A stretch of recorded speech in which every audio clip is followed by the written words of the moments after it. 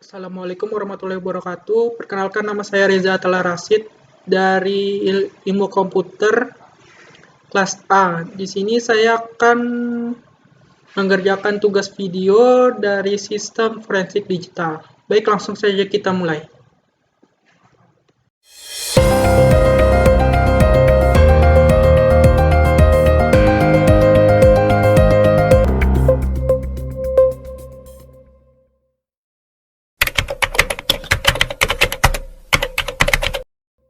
Bagian 1. Apa itu digital forensik dan peranannya dalam investigasi kriminal?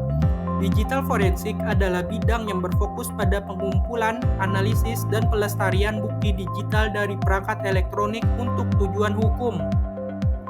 Dalam konteks investigasi kriminal, digital forensik sangat penting karena membantu mengungkap fakta dari perangkat seperti komputer, ponsel, atau jaringan. Peranannya mencangkup identifikasi pelaku, mengungkap motif kejahatan, dan menyusun kronologi kejadian berdasarkan bukti digital yang ditemukan.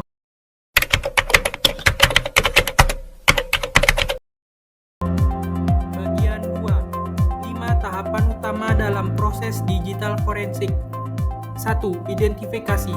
Tahap pertama ini melibatkan penentuan sumber bukti digital yang relevan dan peralatan yang dibutuhkan. Penting untuk memahami apa yang dicari dan di mana kemungkinan besar akan ditemukan.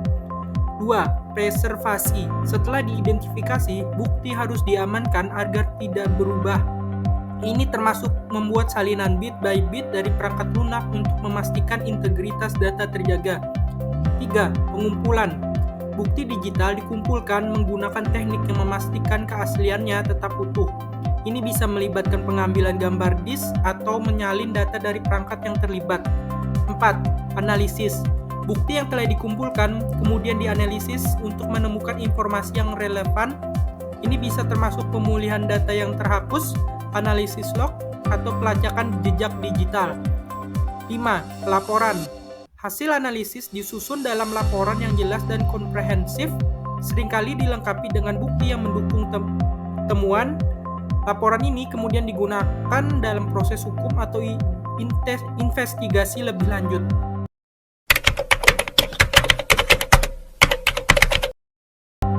Bagian 3. Prinsip-prinsip chain of custody dalam digital forensik. Chain of custody adalah prinsip yang memastikan semua bukti digital tercatat dengan baik dari saat ditemukan hingga digunakan di pengadilan. Setiap orang yang menangani bukti harus mendokumentasikan kapan dan bagaimana bukti itu dipindahkan atau diproses. Prinsip ini penting untuk memastikan bahwa bukti tidak dirusak atau diubah, sehingga keasliannya dapat dipertahankan di pengadilan.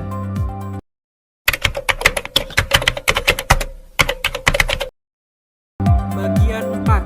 Analisis forensik off-site versus on-site. Analisis forensik off-site melibatkan pengambilan perangkat ke laboratorium forensik untuk analisis yang lebih mendalam. Pendekatan ini lebih disukai saat waktu tidak menjadi faktor krusial dan membutuhkan alat analisis yang canggih. Analisis forensik on-site dilakukan langsung di lokasi kejadian. Pendekatan ini lebih disukai ketika bukti harus segera dianalisis atau ketika perangkat tidak dapat dipindahkan dengan aman.